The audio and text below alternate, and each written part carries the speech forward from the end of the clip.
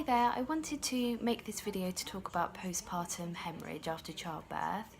I wanted just to talk about my story and what happened to me after the birth of my third child a few months ago.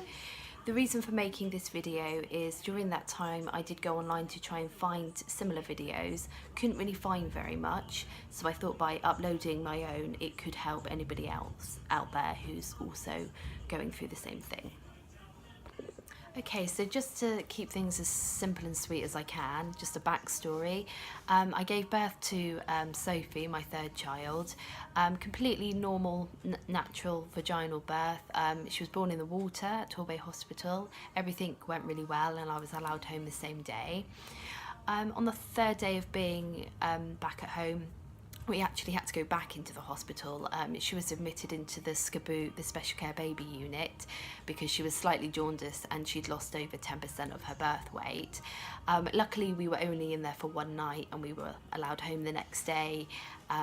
We had to keep going in just to have blood tests just to make sure that she didn't go above the line to have to go under the lights for her jaundice, but luckily everything was okay, that didn't have to happen. I was having a lot of tummy cramps, which I expected. I'd had them with my other children as well. These were a lot more intense, but I have heard the more children that you have, the more intense the pains are, so I just kind of put it down to that really. On about the fourth day of being allowed home, I actually stopped bleeding, or the bleeding just really decreased. I didn't really think much of it. I just thought, you know, each pregnancy, each childbirth's different, and just because I might have bled a lot with my previous babies, you know, it could just be different with Sophie. So I wasn't too concerned. On the seventh day, I was breastfeeding Sophie in the middle of the night. This was at 4 o'clock in the morning, and just as I finished breastfeeding her, I put her back down in her crib. I got up and I hemorrhaged. I could feel, hello lovely, she's squeaking next to me.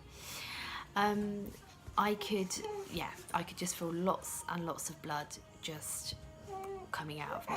It was really scary. I was wearing 2 pads at the time and they instantly filled up.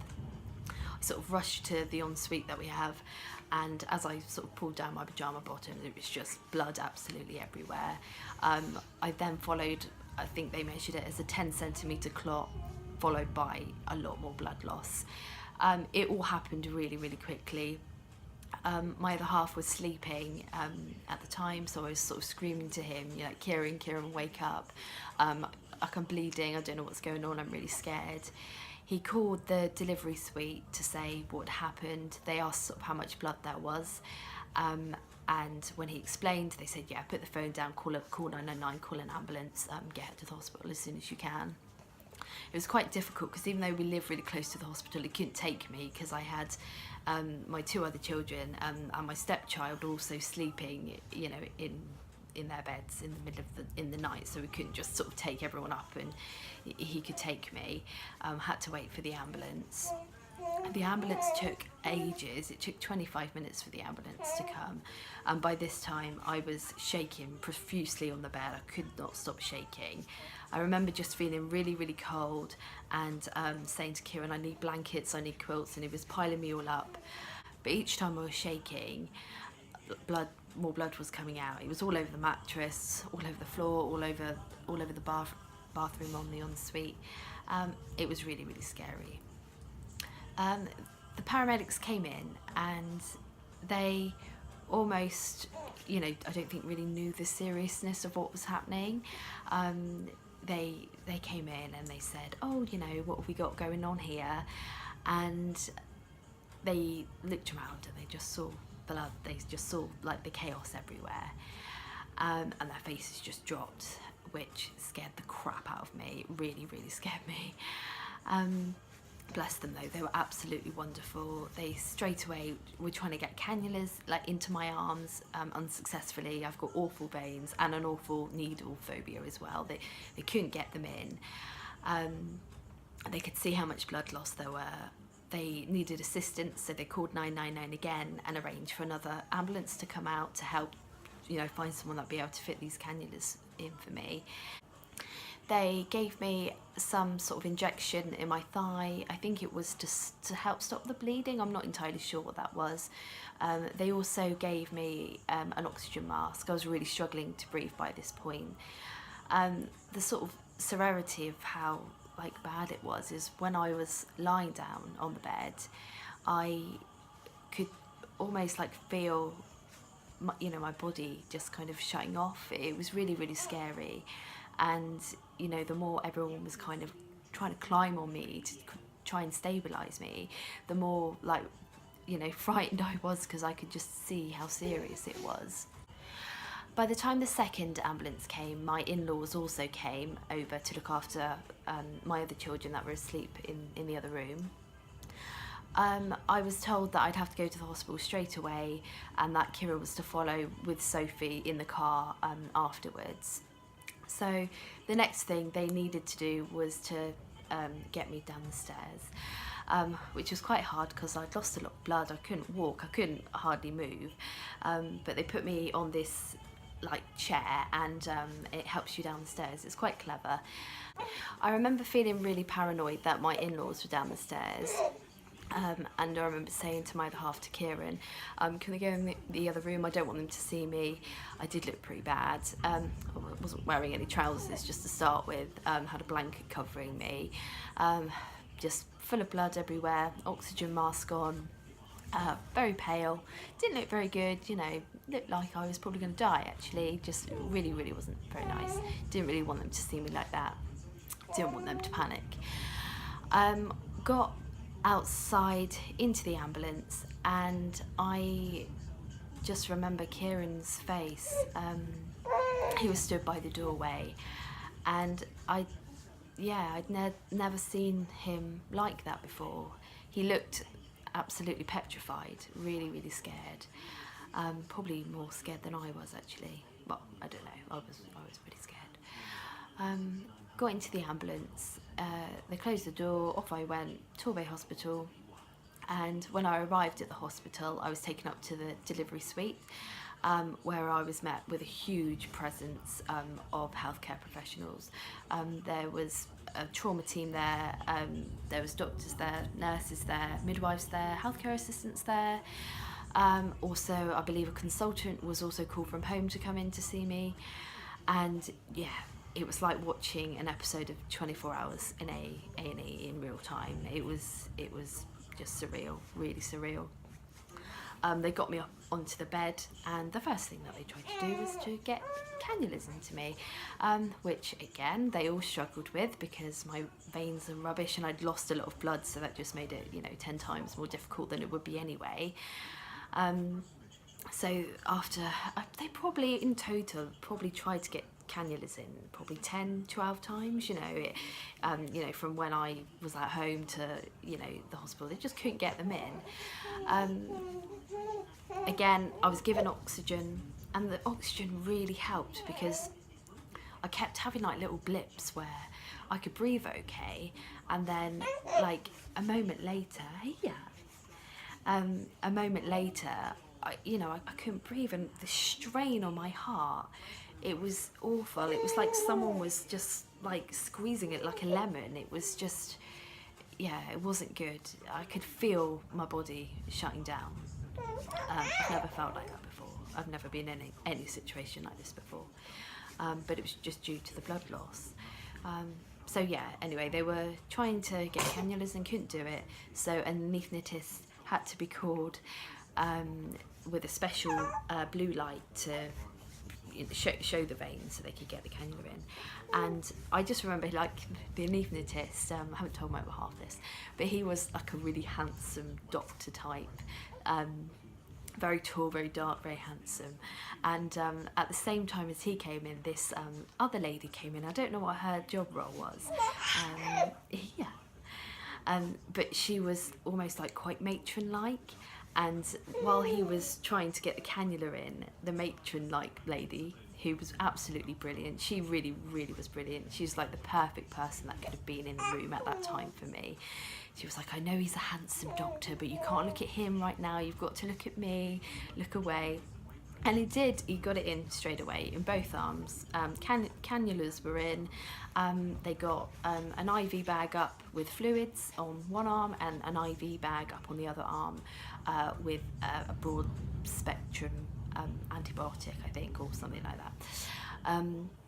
And within like 5 minutes, I just felt so much better. Like, I just almost felt like, you know, I sort of came back to life again. It was just, yeah, phenomenal. Like, just how quickly I went from feeling like I was going to die to how quickly I felt really alive again. And just the whole room just disappeared. You know, as soon as they could see that they'd stabilised me, after they could see that they'd saved my life. I cannot thank them enough. You know, the staff at Torbay Hospital, the whole team were just absolutely amazing from start to finish. They were brilliant, really, really brilliant. And yes, they all left, and then I was left with the midwife then that was taking care of me. It was a scary, scary time. Probably about 10 minutes after that, Kieran arrived with Sophie. He was allowed to stay. Sophie was allowed to stay. Obviously, I was breastfeeding, so she had to stay with me. So after a few hours of recovery, the consultant came back to see me. Obviously, asked how I was. Could see that, you know, I was doing a lot better than I was. They wanted to obviously get to the root of the problem, why I had hemorrhaged. They'd estimated I'd lost about 1.5 litres of blood. That was at home, and then obviously a little bit more when I was in the hospital. I think whatever injection they gave me when I was at home, I think that sort of stopped the blood loss quite a lot, so that was good. You are very noisy today, aren't you? You're squeaking. She's next to me. I'll show you her. Hold on. Hi, Sophie. Hello. Hiya. Hi. Are you doing the smileys? There's Sophie. She's lovely. My baby. So they wanted to get to the root of the problem, so I had to go for an internal scan so they could see if there were any remains still left inside of me. There was. They weren't sure whether or not it was placenta or it could have been membranes, the sac that surrounds the baby. So they thought the best thing to do would be for me to go into theatre to have a D&C. That's a dilation and curettage, I think that's how you pronounce it, and also a hysteroscopy as well. So a camera would go up just to make sure that they were able to make sure all the remains came out. I was due to go into theatre the following day, and I was absolutely petrified. I've never been to theatre before, all brand new experience for me. I didn't know what to expect.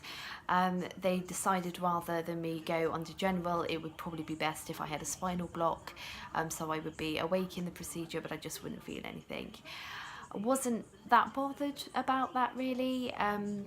Didn't concern me. This, you know, the size of the needle and whatnot didn't concern me. I was just feeling so poorly that I just wanted to get better. So any sort of past theatre phobias I'd had just all went out the window really. I just wanted it to be done and dusted so I could feel better and go home.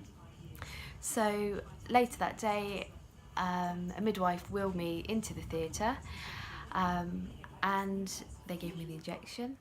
And I don't know what I was expecting it to feel like, but it was not what I expected it to feel like. I knew that I would be paralysed, that I wouldn't be able to feel my legs and I wouldn't be able to feel, you know, my stomach area. But I hated it. Like, I just remember my legs turning to jelly and I just hated it. I had no control at all. Obviously, I can't move. You know, I'm in their hands and I hated it. This like loss of control really, really affected me. I remember lying back and they were doing the procedure and I just remember touching everything. I was touching the blood pressure machine, you know, all the wires all over me, and I just remember them saying like, Kimberly, stop touching everything, you know, we're trying to get the readings, you know, to come up on the machine of your blood pressure, your pulse, and I was just like, you know, pulling everything off. But I was scared, you know, I was just like touching my face and everything, you know, am I real, is this a dream? It was very scary. I was very, very, very anxious. But the procedure was a success. After about 20 minutes, I went to just the recovery bit where you're just there, they just make sure you're okay. And by this time I was still, you know, not feeling anything in my legs yet. They said it could take up to an hour and a half to wear off. And every 2 minutes I was just asking, you know, the healthcare professionals, you know, when am I going to feel my legs again? I can't feel my legs yet. I can't feel my stomach yet. You know, should I be feeling like this? Should I be feeling like that? And they were like, calm down, like, you know, you'll be okay. Don't worry, stop panicking. So I was quite hyped up, quite anxious. And then all of a sudden, I just remember this midwife's face, just like putting her head around the curtain and just saying, is she ready yet? Because her baby's been crying for the last 30 minutes. We need her back because Sophie needs feeding. And just all my anxieties just in that moment just faded away, because I just remember thinking, if a midwife's so blasé just to come in and say, like, we need her back, you know, we need our milking machine back for Sophie, I just sort of knew everything would be okay. So yeah, after sort of 10-15 minutes, whatever, I was transported back to the delivery suite. And as I walked in, Sophie wasn't actually crying. Kieran had settled her by then, obviously waiting for her milk. But I just remember seeing Kieran and I just burst out crying, like, so much. And Kieran was like, why are you crying, Kim? What's happened? And I just remember just saying, I didn't like it. I didn't like the feeling of jelly in my legs. I don't like my legs feeling of jelly. And then midwives were just like, it's okay, you'll feel them in a minute, calm down. And I lied down on the bed, I breastfed Sophie, and you know, I sort of kind of forgot about it for a while. And I remember like twitching my big toe, and I knew my brain was twitching my big toe, but I couldn't feel my big toe moving, but I could see it moving the blanket. And I was saying to Kieran, am I doing that? Is that me doing that? And he's like, yeah, you know, the feeling's coming back. But this was also new to me. And because I don't think I really sort of anticipated, like, you know, my legs feeling like that, you know, it was just all a bit surreal. And then I was fine. After an hour, all feelings came back, and, you know, I was up walking. It was no problem at all.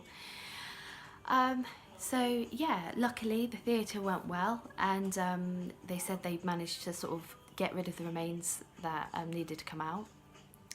I was allowed home that day, and yeah, it was all good. I was feeling a lot better than I originally did when I first went into the hospital. Okay, so when I got home, I was an anxious wreck. I really, really was. I just remember I was resting a lot downstairs, and whenever I got up to go to the kitchen or the bathroom, or even just sort of, you know, shuffle on the sofa, just bend down, pick Sophie up, or put Sophie down, I was just so frightened that I would hemorrhage again. It was so awful just having, you know, this in the back of your mind where you can't relax, because I just kept thinking, what if I bleed again? What if I bleed again? It was absolutely a horrible place to be at that time. I was so anxious.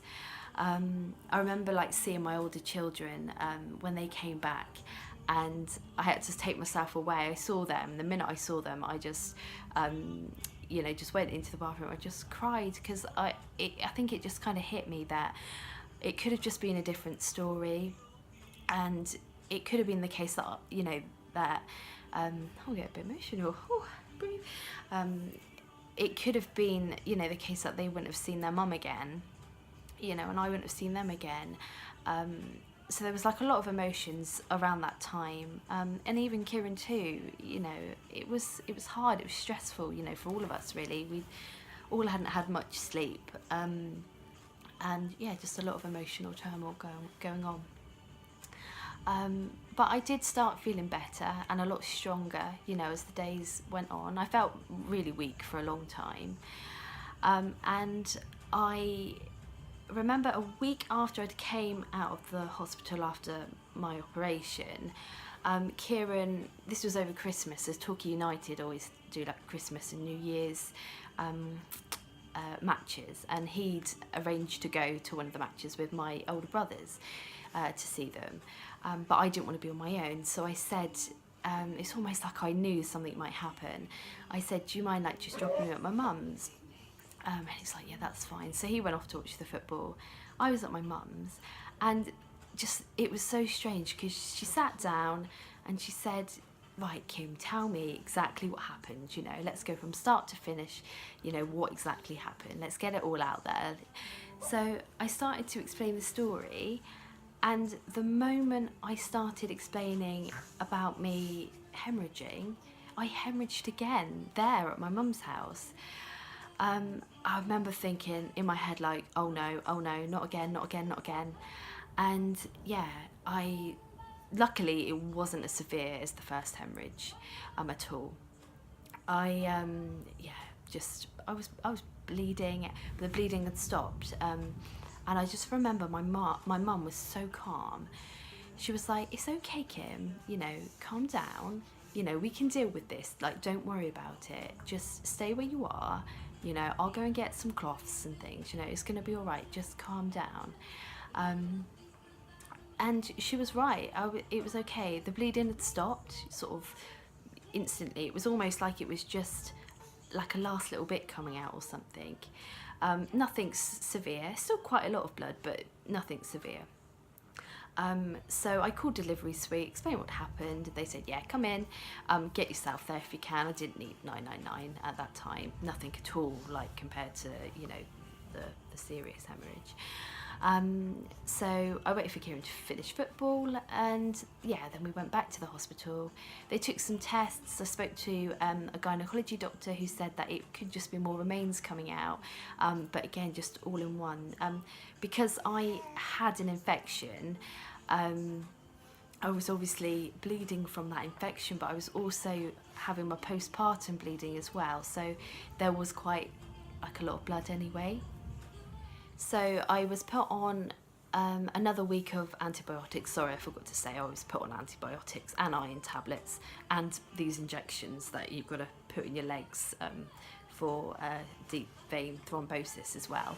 So I was doing all that at home anyway, but they put me on another course for a week and, you know, just said, see how things go. You know, if you bleed again, you know, come in again. But I was all right. I was lucky. After you know, about a week, 2 weeks after theatre in total, I was starting to get back to my old self again. The anxiety weared off and I was okay, and I'm still okay now. So yeah, that's why I wanted to make this video, just for anyone else out there who's gone through a postpartum hemorrhage or heavy bleeding. I hope my story, you know, might be similar to yours. It might make you feel better hearing somebody else talk about their story. And if you're in, you know, a state of mind at the moment where you are feeling scared and anxious and worried, and in pain as well, you know, you will get better, I promise you. You will start to feel like your old self again. You'll get stronger, you won't feel as weak, and the anxiety does fade, I promise you that, it does. Yeah, so that's it really, that's my story, and yeah, if it's helped anyone, I hope it did.